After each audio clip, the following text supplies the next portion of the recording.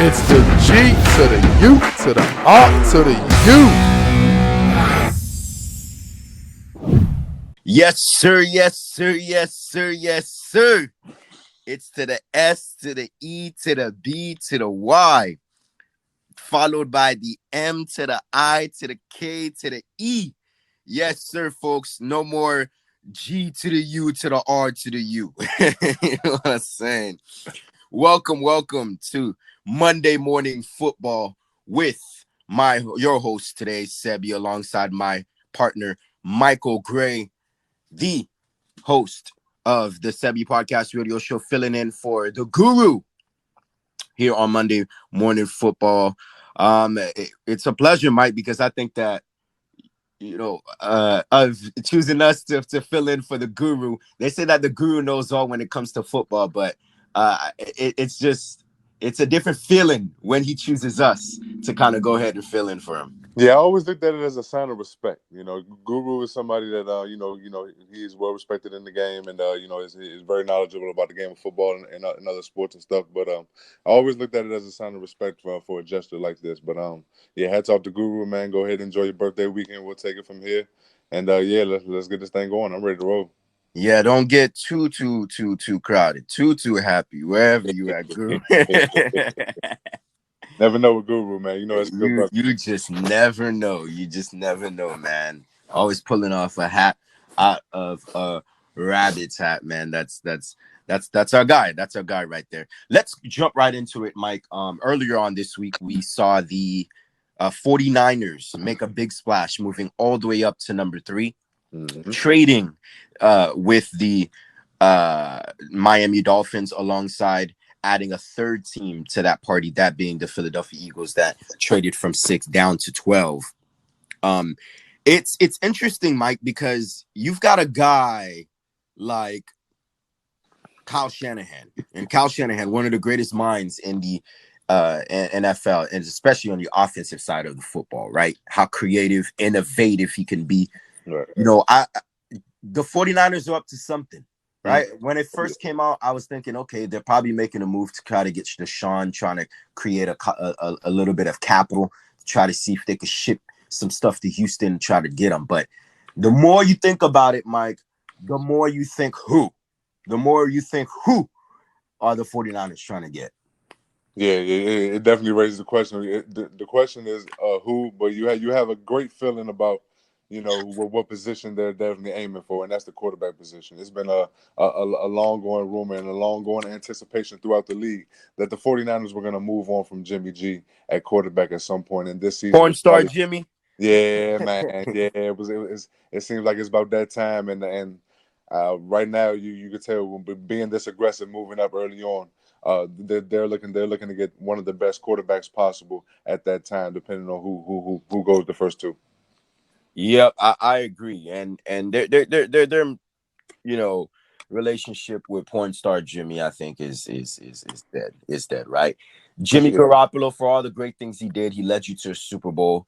In 3 quarters, he played fantastic, but in the 4th quarter of that Super Bowl, 2 for 10 for 36 yards, and that ultimately gave the opportunity for the Chiefs to mount that comeback late. But they say that Jimmy Garoppolo is still here and their quarterback for 1 year, but I think they've got different thoughts. I think they're gonna try to keep Jimmy as terms of trade bait, Mike, because they still want to draft a quarterback. Now, in your mind, who are they trying to go for? There's Trey Lance there is Zach Wilson, there's guys like a Justin Fields. Mac Jones isn't expected to be that high, but he'll still be on the board. So who is Kyle Shanahan targeting? Trading all the way up to 3 to try to get any of those 3 names.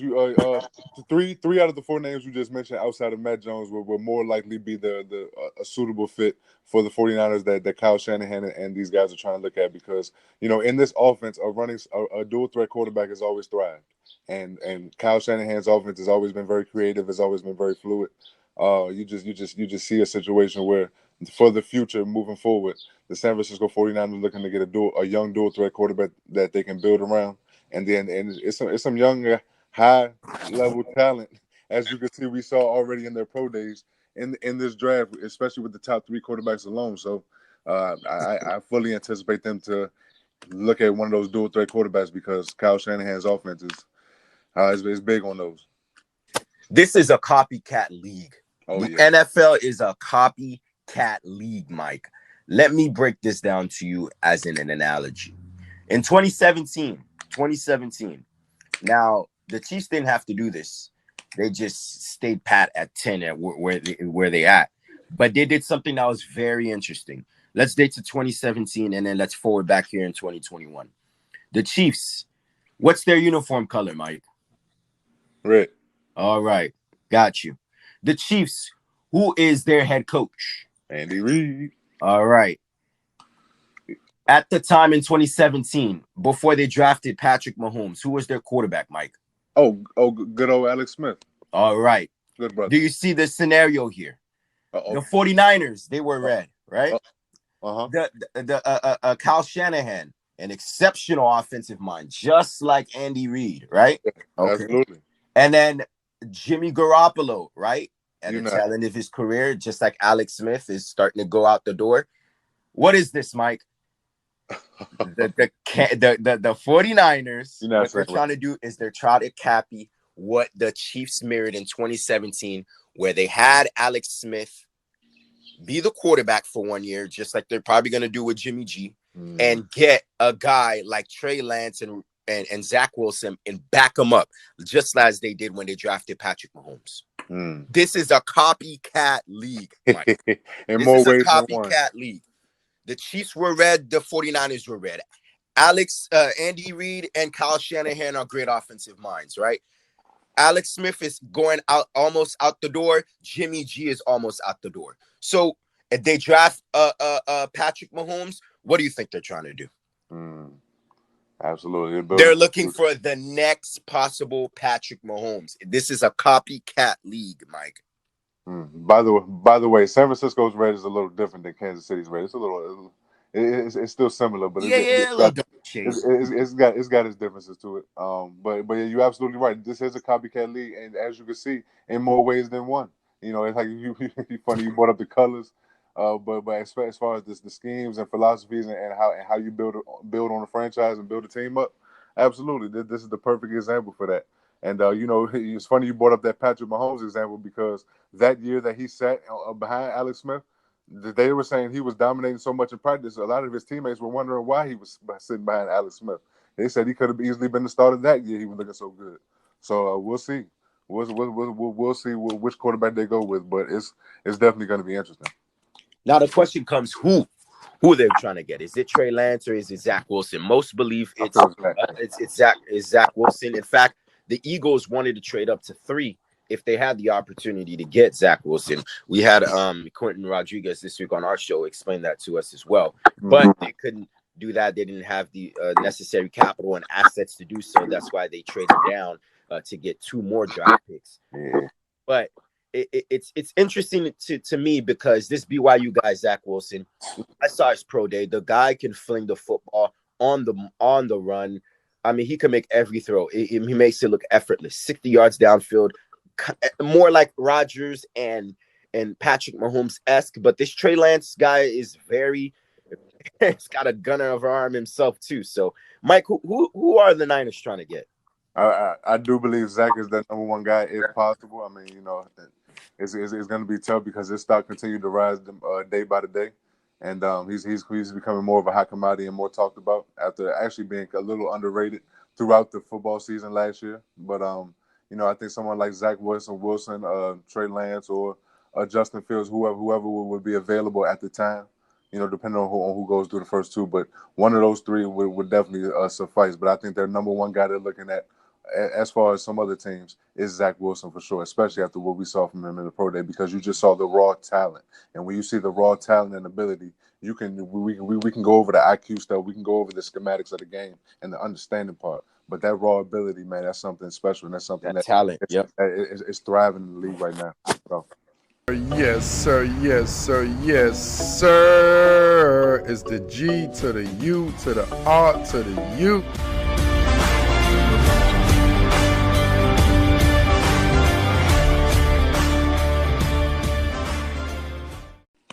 As for the Dolphins and the Eagles, we saw what they did, Mike. They traded down. It seems like Arthur Smith, the new head coach of the Falcons, at 4. We know the Falcons. They need help as well at 4. They're seeking to trade down. Perhaps they may re-sign Matt Ryan and Julio Jones back to a shorter term deal for 1-year deal or something to pair up with Calvin Ridley. But those 3 teams in your mind trading down, is that the right move for those 3 teams to get themselves out of that top 6 spot?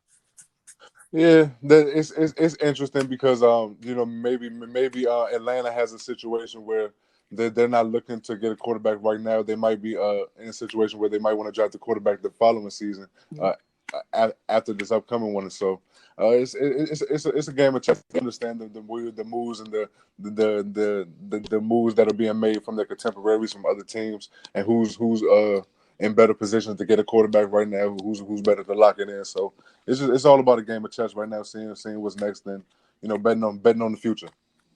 Yep, they're betting on the future there for sure. Oh boy, Monday morning football with Mike and Seth filling in for the Guru here today. Guru. Happy birthday to my man. Happy birthday weekend to our guy up there in the Pacific Northwest, man. Yeah, man. Speaking of them. Chief up. Right. Speaking of them. Yeah, chiefing up a lot out there. Let's stay in the West Coast, talk about the Arizona Cardinals.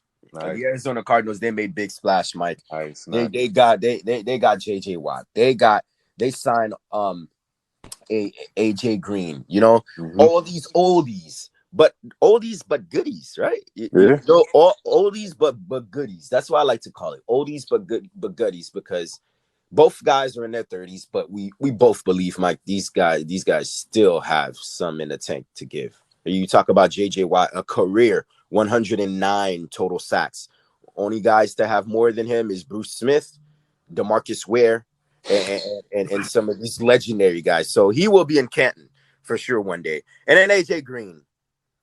People tend to forget how great of a wideout AJ Green was. There was a 6-year stretch, Mike, that he was consistently a top 5 wideout. Yeah. And then ever since, the Bengals has been a debacle for years, they haven't been the same. But you pair that up with Kyler Murray, DeAndre Hopkins, Christian Kirk, and also the ageless wonder and Larry Fitzgerald. Cliff Kingsbury's got himself guys that are magnets. Mm-hmm. Listen to me, Mike. They've got themselves guys that are magnets. You throw the ball to those guys in their area, they're catching the ball. Mm-hmm. Put it like this. The Arizona Cardinals wideouts have the best non-drop percentage ratio in the NFL. Yeah. Yep. Larry Fitzgerald and DeAndre Hopkins have a lot to do with that too. The Arizona Cardinals have the best non-drop passing ratio in the NFL. And you drop and you bring in a guy that is sure-handed like an AJ Green on the outside. Oh boy, the NFC West, the great division that the NFC West was, probably just got tougher. Yeah, and not only that, like with adding more weapons to your arsenal that you already had last year, we raved about this offense last year, about how great this offense can be. But I don't think they really kicked it in the gear. No, they didn't. And along with adding AJ Green, who was, like you said, is not done and is going to benefit from already having another number 1 receiver on his team and other weapons on his team that are lights out, like Christian Kirk, obviously, and things like that. Just electric players that can get down the field. Things are going to open up for him over the middle, and that's something that he always thrived on. He was never scared to go over the middle. He was always he always could run the intermediate routes along with going over the top on you down the field. So his full arsenal is going to come back again and show with this young quarterback, and it's going to be special. And defensively, they got better with J.J. Watt. This Arizona Cardinals put themselves in position, and not only that, when you put veterans together in the latter part of their career and they come together with other veterans and they know that they're in a winning situation, all of a sudden a new jolt of energy comes from them and their play maximizes to even maybe a greater level than they anticipated that they can go to. So I anticipate these guys to ball out because they understand the magnitude of the moment to potentially get a championship and compete at a very high level and really get in the dance. Yeah, and not only that, Chandler Jones on one side, JJ Whew. Watt on the other side. Jesus. Yeah. You look at Aaron Donald. You look at some the NFC West. I think Russell Wilson, Mike, he really wants out of the NFC West. If you think about the pass rushers that he has to go with, Leonard Floyd, all these guys that are in this great NFC West division. That you got Nick Bosa coming back, Mike, along with Eric Armstead in the 49ers. The NFC West just got even tougher there for sure. Yes, sir. Yes, sir. Yes, sir. It's the G to the U to the R to the U.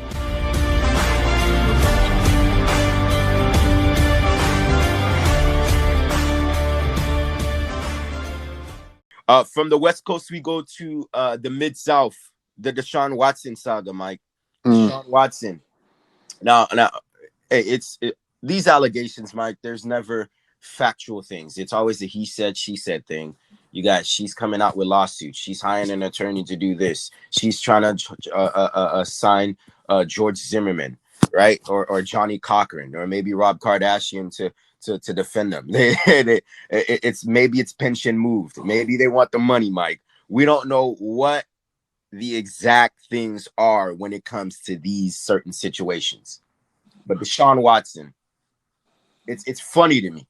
Deshaun Watson wanting out of Houston amidst of all of the trade saga that's going on right now. Mm-hmm. He's fed up with the Texans organization. And it's now 16 different women come out and petition lawsuits against the brother, against the guy, Mike. And it has you thinking, Deshaun Watson.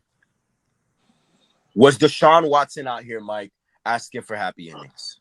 Was Deshaun Watson out here forcefully demanding happy endings?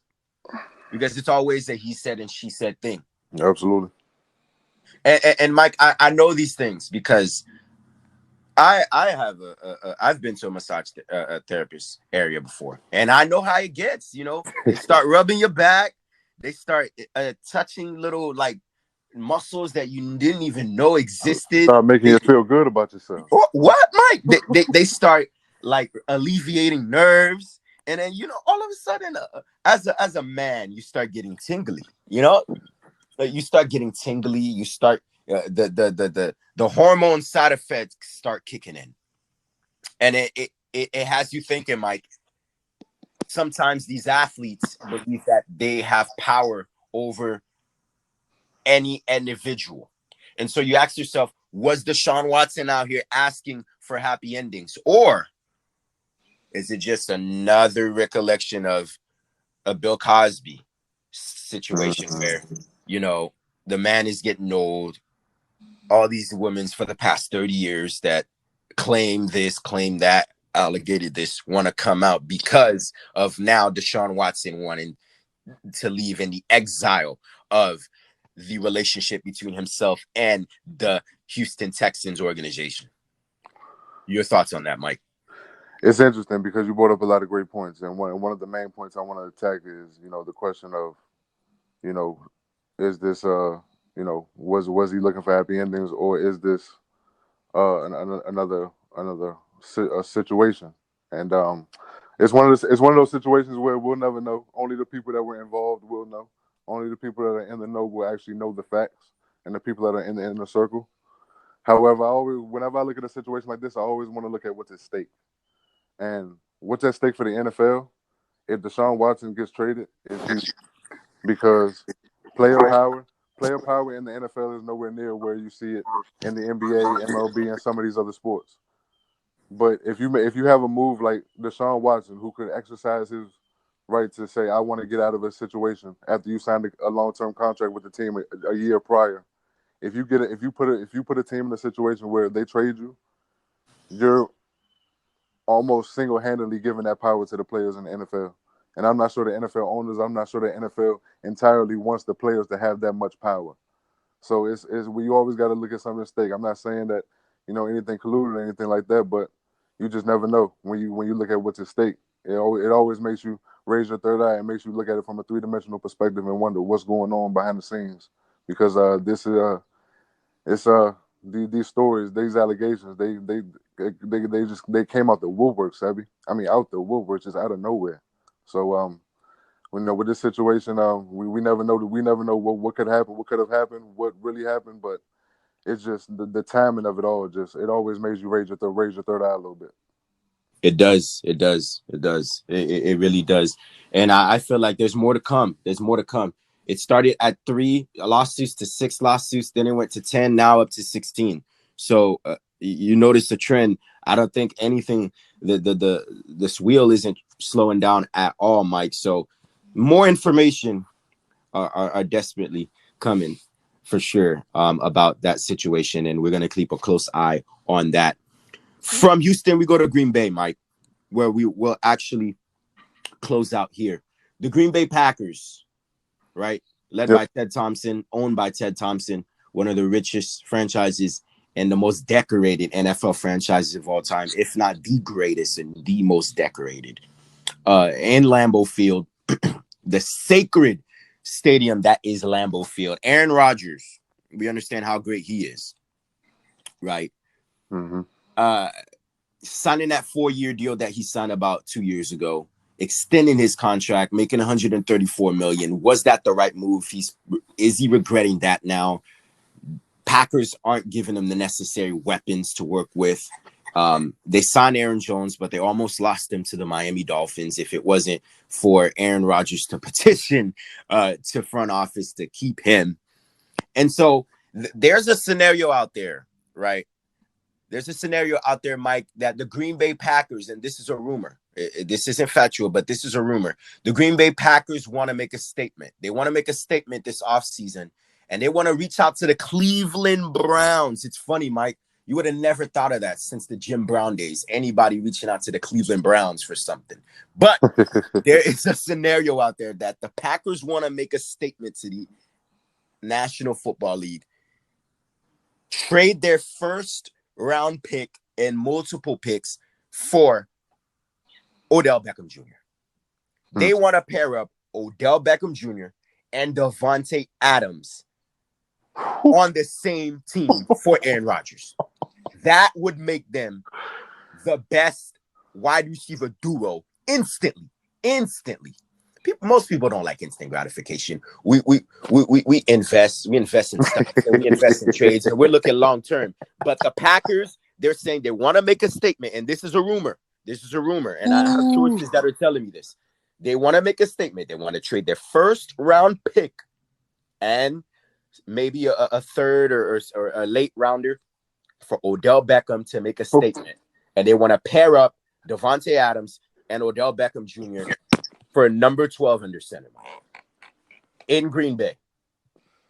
Man, oh man. You're talking about a show. I mean, Aaron Rodgers already coming off an MVP season, a season where he dominated the league, and he put on an absolute show with Davante Adams being his lone number one receiver on the team. So that you pair him up with the Odell Beckham Jr. coming off that, I mean, you're just adding years onto his career. If you do put a situation like that, and you instantly make this team once again another Super Bowl contender and a legitimate favorite, if you do that, because defensively this team has the pieces, offensively this team has the pieces. They were just missing another weapon alongside Davante Adams in the NFC Championship game to really put them over the hump, and they just fell short to a better team. But however, I will say this about the narrative that Green Bay hasn't put together enough pieces around them. Yes, they have. The last couple years, they put pieces around them, and you're starting to see it because of how consistent they've been under Matt LaFleur's sense. Just dominating the NFC, dominating the regular season, and then just coming up short in the playoffs. But this team right here with the Davante Adams, how they're currently constructed, already re-signing Aaron Jones. Oh man, this is going to be a show, if they were to get Odell Beckham. They would have to give up a lot, of course. But if that was to happen, yeah, fantasizing, you're Super Bowl contender easily. Book it. Super Bowl contender. But Mike, Book does it. this make them the favorites in the NFC? I think the reigning Super Bowl champions, the Buccaneers, they didn't lose anybody. In fact, they re-signed everybody on their chart. They franchised Chris Godwin. He didn't want to do that. They paid Shaquille Barrett. They re-signed and Ndamukong Suh. You know, Gronk isn't going nowhere as long as Tom Brady's under center. And then the lone guy that they're waiting on right now is Antonio Brown. And I do think that that's Brady's guy. He'll re-sign. And then the Rams made a splash. They had the number 1 ranked defense last year, led by Ramsey and Aaron Donald. Now they think that they got a quarterback. So if the Packers were to get Odell Beckham Jr., are they really the favorites in their conference, let alone Super Bowl contenders with the Chiefs, the Ravens, and the Browns overall in the National Football League? You can make a case that throughout the regular season alone, they've been the best team in their conference the last 2 years, and that's without Odell Beckham. Because when you look at the total team perspective, this team has been how they've been built over the last few years. I mean, they have youth, they have the proper mix of youth and veteran players on defense. I mean, these guys. I mean, you got guys like Rashawn Gary who's coming alive. You got Jair Alexander, who's one of the best corners in the league, paired with another Kevin King on the other side who can hold his own on his end. And you just have a nice secondary and a nice mix of linebackers. I mean, you offensive line, you're always going to have a great run blocking offensive line because you saw the production from Aaron Jones the last couple of years, which is why he got his money this year. I mean, this total from a total team perspective, and I haven't even gotten to one of the best quarterbacks in the game in Aaron Rodgers. And you pair that with a Devontae Adams, we know what he can do. He was arguably the best receiver last year. Odell Beckham Jr., we know how much of a splash he can be when he's healthy on the floor. This team right here would be an automatic favorite for me based on the production I've seen from them the last couple of years from a total team perspective. Green Bay wouldn't hurt themselves with it right now. They would have gotten better. Well, that's things to come. Although they've got some issues in the offensive line, letting Corey Lindsey, Pro Football rated him the best center in the NFL. He went to the Chargers to protect young Justin Herbert. So we'll see how that line hold up. That was a big part of their success last year, Mike. That great offensive line that the Packers had. Not a lot of injuries there for sure. TJ Lang also gone. So they've got some issues up front that they need to address. The Monday Morning Football. Myself, Sebi, alongside Michael Gray, filling in for the guru there as well.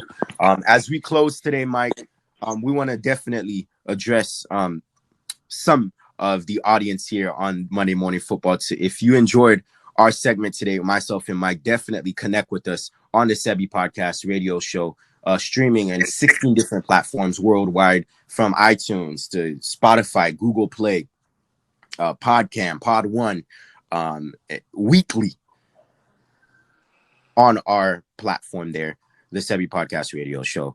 It's been a pleasure here on the Monday Morning Football, filling in for the guru. Filling in for the good brother Guru, man. Shout out to him. It was a pleasure. And we're going to keep this thing rolling, man.